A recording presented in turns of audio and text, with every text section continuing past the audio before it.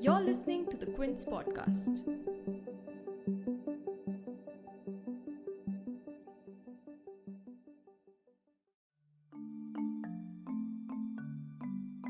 You know how every few weeks you get a notification on your phone about linking your PAN card to your Aadhaar card?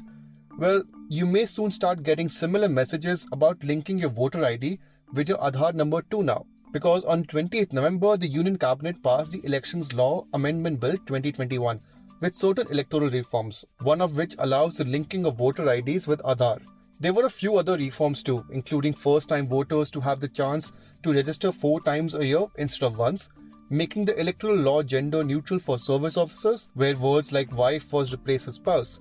But in today's episode, we will talk about the reform to link voter ID to Aadhaar because it caused an uproar in Parliament from the opposition, given how contentious this issue is, and that it passed without any discussion via a voice vote in just 10 minutes of its introduction. And of course, linking Aadhaar with your voter ID may make life easier to some extent.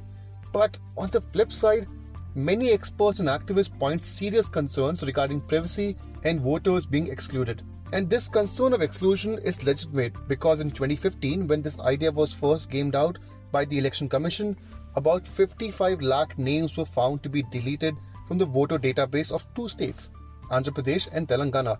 And with assembly elections in important states like Uttar Pradesh just around the corner, the timing of this bill also raises a lot of eyebrows. So, in today's episode, we'll go through why this move to link Aadhaar to voter ID is so contentious and its possible impacts. And to help me break it down is the Quint's legal editor Vakasha Sasdev.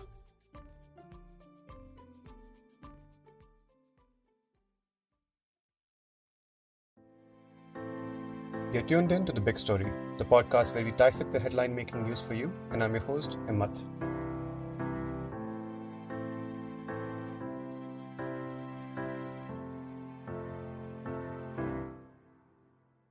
Thank you, Vakasha, for coming on the podcast. It's always a pleasure having you on our show. Hi, Himmat. Thanks for having me on. Always a pleasure to be on the show. Now, almost everything in India is now linked to our Aadhaar cards, from like driving license to our social schemes as well. I was on the top of this episode as well. I was saying that we always get those SMSs about linking our PAN card to our Aadhaar card, but now the government wants to link our voter ID cards to our Aadhaar cards as well. So, can you explain why does the government think we need this, and are those concerns, are the government's concerns valid? So this is that there's it's a comprehensive electoral reforms bill, and if you look at most of it, it actually looks like it's quite useful. I mean, you look at the statement of objects and reasons, you look at what's happening, and it actually makes sense. So if we look at what are the things being done? They've said that they want to allow people to be able to register to vote 4 times during the year rather than once during the year, which is a very important thing. I mean, if you think about it, because if you only allow people to register at the beginning of the year, then for the whole year, people who turn 18 just a couple of days later would not be able to register to vote. So that's a useful thing. That's that's a pretty obvious thing as to why they're doing that. Then there's the thing, obviously, about making those provisions about service officers. Instead of using the term wife, it uses spouse to allow for their voting properly. That's again very sensible, a gender neutral issue. It's then there's another sort of there's a kind of housekeeping kind of thing for ensuring certain premises can be retained for for usage as a polling station. So again, logical stuff. All of this makes sense. Now the last thing which they're doing, and which is obviously the big controversy, is that they say they want to amend Section 23 of the Representation People Act 1950 to enable for the linking of electoral roll data with the Aadhaar ecosystem. Now, the reason given by them, the statement of objects and reasons, is to curb the menace of multiple enrollment of the same person in different places. Now, this makes it seem that there's a serious problem. I mean, they've literally used the term menace is used in the statement of objects and reasons. The problem, of course, is that, I mean, this is one of those things where there is really no data on this, right? Which really shows that there's actually such a serious issue. Yeah. So, where did this urgency come from? What was the tearing hurry and the tearing need to do this. The other things that are all logical and fine. You want to do it quickly, you move through it, it's fine. But Mhm. is there really a multiple enrollment issue? I think that's kind of the problem here. That the reasoning given by them, I mean, it really, really, really doesn't stack up. Now, if you want to say, okay, we Mhm. need to be able to do that, why does Aadhaar suddenly become, the thing for this? Because it's not supposed to be a proof of citizenship. It's not supposed to be a proof of almost anything except for residence.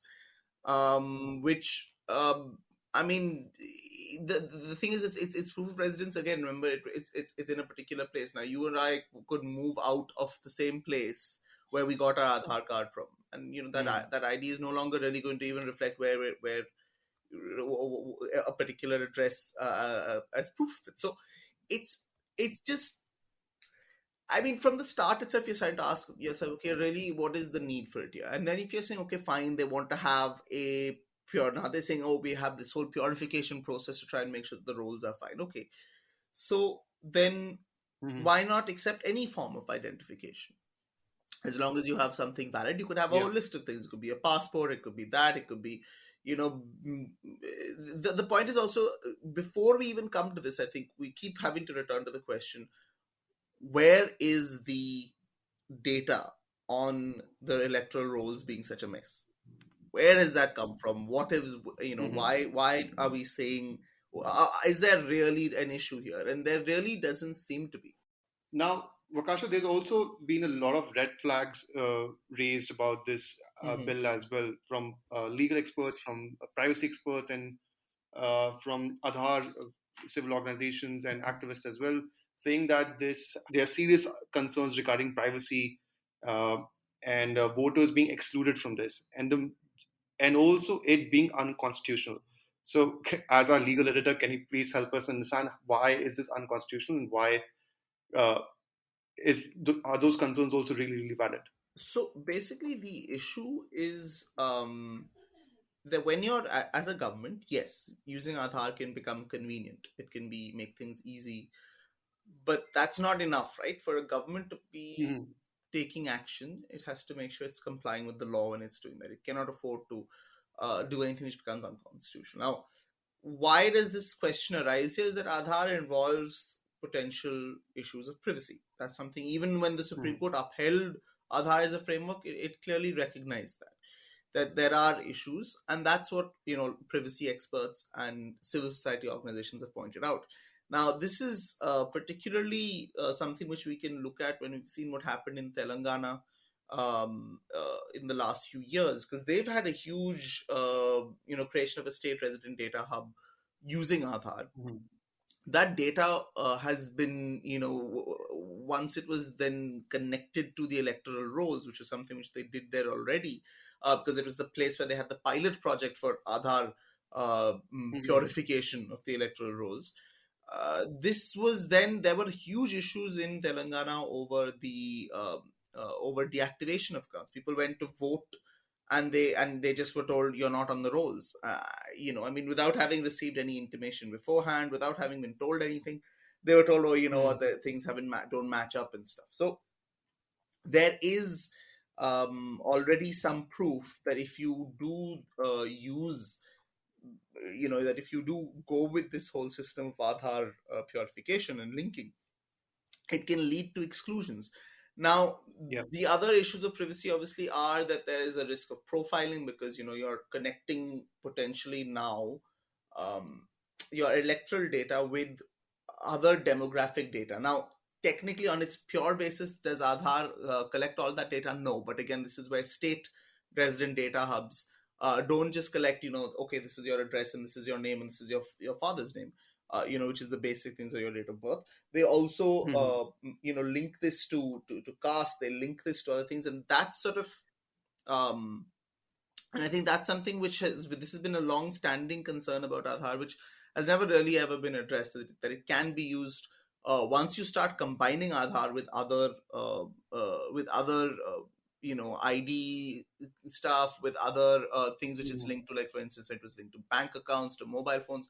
you're, instead of just keeping information which in different silos, you're having this all stuff mixed together, which can all be linked together and used to create a 360-degree profile of a person.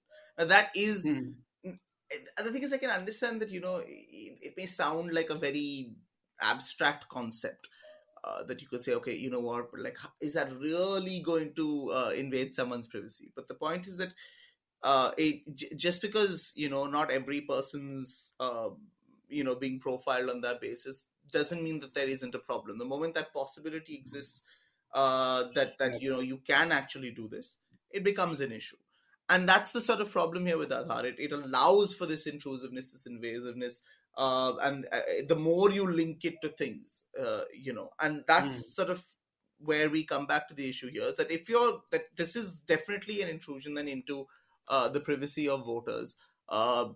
So if that's the case, then the government would have to make sure that its measures satisfy the tests of proportionality, because any Mm. restriction on fundamental rights has to satisfy the test of proportionality. That's something which was clarified in the right to privacy judgment, and accepted in the Aadhaar judgment. Now the thing is, what the court said there was that when it comes, so that the test for proportionality is that you have to say, okay, is there a legitimate aim? Once you say there's a legitimate aim, is this is there a legal basis for it? Is it is the measure being suggested the least invasive measure to deal with that issue? And on that basis, Mm. like, this Aadhaar linking just doesn't really seem to make sense, because the Aadhaar Act itself is not supposed to deal with this. It's supposed to deal with saying, okay, Yeah. you want to give subsidies, you want to give benefits, you want to give welfare. The vote, your election ID is not the same thing. Now, okay, so Yeah. there's on so just the legislative basis doesn't really exist for this. Now, okay, fine, the government has made certain amendments post the Supreme Court judgment to the Aadhaar Act. They could try and say, oh, you know what, this should apply, this should allow us to do this, even though it doesn't. But let's assume that does allow it. Is this then really the method to deal with the problem? Because your problem, as you said, is multiple enrollment. So is this the least invasive method to do that? Mm. Now the government is trying to say, oh look, we're not making it mandatory. It's an important thing, but it's not mandatory, so therefore it's not invasive. It's your choice if you're going to decide whether or not Yeah. to do this. Now that's, I think, a slight misnomer, because if you look at the text of the of the bill, which now has been passed in the Rajya Sabha as well, Mm. it has something very clearly mentioned where it says, and I'm going to read this out to you. There's something here which actually makes it look like it's a good thing. It says, okay, no application for inclusion of name in the electoral roll shall be denied, and no entries in the electoral roll shall be deleted for inability of an individual to furnish or intimate Aadhaar number. And at Mm. this point, you're like, okay, fine. So, see, that's great, right? They're not making it mandatory. They are going to allow you to use other options, right? Except for the Yeah. part which comes after this. So it says, or intimate Aadhaar number due to such sufficient cause as may be prescribed. So what the law is therefore saying is that you may be allowed to provide a different document, but like that's only if the government feels that the reasons for you not providing Aadhaar are good enough, and they will create these rules. It's not in the amendment Okay. law itself. They will separately now create a set of rules. So I, as a voter, don't have the basically the opportunity to give my case on why I don't want to link my Aadhaar to my voter ID or use another form of ID, basically. The point is that if you just want to say that, look, you said it's not mandatory, I just don't feel like it, that's not good enough. Your reasons have to fit within what they want it to be. And I think Yeah. that's a key issue here, because if it had been truly voluntary, then you could have argued it's not such an invasive kind of thing. Yeah. People are being given a choice. But the moment you made it actually mandatory, Yeah. it's really running foul of that proportionality test. And Hmm. then now sort of to come back to, okay, so why is it that everyone is so concerned? Is because see, profiling is a key part of this. That there is a real risk that the more and more you start having this kind of profiling of voters, where you're going to be able to link it to multiple sources of information, which will tell you about their spending habits, about their caste, about where they come from. As we said, not that these things are collected at the time of creation of Aadhaar, but because these are all things which Aadhaar is linked to, it creates that risk. So there's that whole risk of profiling which comes up. Hmm. But I think the biggest problem is going to be just that it becomes so easy to take people off the electoral rolls. Yeah.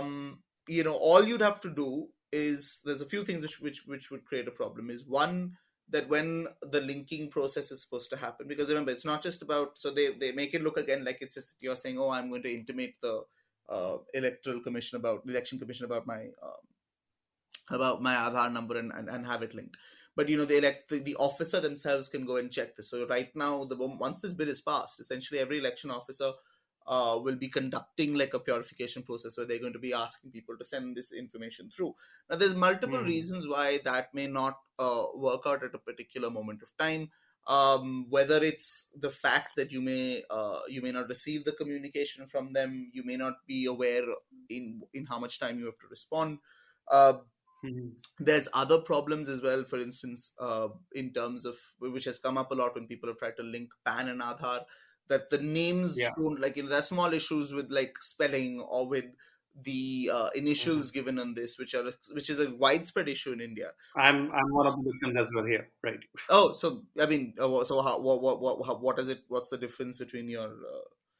It was like a difference of an age. It was Shaligram and Saligram, and that's about it. Oh, wow. And that took up like a 6 months of my life. No, and the thing is, some of this stuff is ridiculous. Like my parents, for instance, it's bizarre. Like their election, their voter ID card doesn't have their first name on it. It has initials for their first name. But it was basically evidently done by someone who was transcribing from Hindi to English or something like that. Because for my dad, his initials are IS and then Sachdev. And the first name is not spelled as just, the initials of I and then S. It's IESS, because someone was basically reading it out and has, added it. It's ridiculous what's been done, And so how are these things going to be addressed? Like your Aadhaar and your card, they're not going to match. So where is the how is this process? I mean, this is the risk, therefore, of exclusion from all these bases is just going to be huge. And how they passed it through Parliament as well in such a rush and amid such an uproar as well really shows also that there's not a lot of data that they have to back up the claims or concerns as well, because it passed through then. Yeah, I mean, this is stuff which could have been easily, this could have easily come up in scrutiny, in questioning during that. Like you could have, when you were asked, because during the Lok Sabha debate, like for the introduction, not even sadly for the passage of the bill, but for the introduction of it, there were attempts to oppose it. Now, all Kiran Rijiju had to do was say, here, look at this report. Look at the millions of cases of multiple enrollments, of the thousands of cases of voter fraud. There is an urgent need to deal with this. We've got big elections coming up also. It must be done. We mustn't allow this process to become a problem. That's it. That's all the government would have needed to do. Sure, I may have taken a couple of days of debate. But, if you present that evidence, how is anyone going to be able to disagree with it? And the thing is, you had the numbers in the Lok Sabha. You were going to be able to pass. You potentially had the numbers right now in the Rajya Sabha with what's been happening there. So, it wasn't even as though the government, it was not as though the government was at risk of not being able to pass the bill. But the idea is that Parliament, the whole concept of a parliamentary democracy is that your own legislators are supposed to scrutinize the measures you're taking, let alone opposition members. And having that information there just adds more legitimacy to the rules you're trying to make. But this is now just becoming a consistent theme that they say that because we have the numbers, that's it. There's no debate from their own people. There's no debate from anyone else. There's no explanation of these things, which, just is good practice. Like it's such a disappointing thing to see that someone's saying that just because we have the numbers, we're going to ram it through. And is this new? Is this the only government to do that? No. When governments, whether it was Indira Gandhi's or Rajiv Gandhi's, who've had these brute majorities in Parliament, they've passed things without, the requisite standard of debate, the requisite standard of scrutiny. But the point is, the whole idea is we're supposed to do better, not continue doing worse or doing worse. And I think that's just the really, really sad thing here, is that we're not really trying to. That if the government really does have valid concerns, it could have easily justified it in debate, and yet they haven't done it.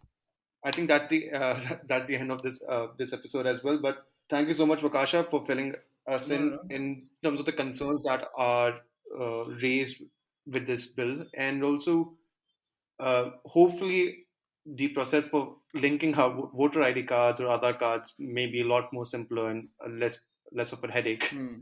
especially for your father and Yeah, I me mean, it's going to be a nightmare, I in the think. coming So months. let's hope there is. Yeah. Okay. Well, thank you so much. It was a pleasure talking to you as always. And uh, folks, if you like listening to this episode, subscribe to the Big Story podcast on Spotify, Google Podcasts, Apple, or wherever you listen to podcasts as well. If you liked listening to this episode, please subscribe to The Big Story for episodic updates. We're available on Apple, Google Podcasts, Spotify, JioSaavn, and most of the other popular podcast streaming platforms. For other podcasts, please log on to the Quint website, and for any feedback, please shoot an email to podcast@thequint.com.